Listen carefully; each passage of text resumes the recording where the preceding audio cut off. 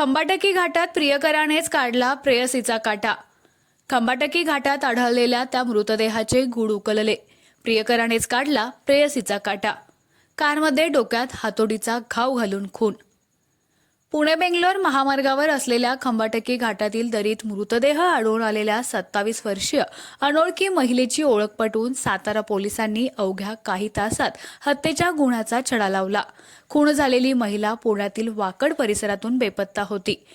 खंबाटकी घाटात बंद पडलेल्या मालट्रकच्या दुरुस्तीसाठी मेकॅनिकला बोलवून चालक दरीकडेला उभा असताना त्याला दरीत एका महिलेचा मृतदेह दिसला।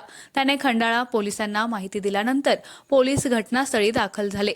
शिरवळ रेस्क्यू टीमच्या मदतीने मृतदेह दरीतून वर काढला।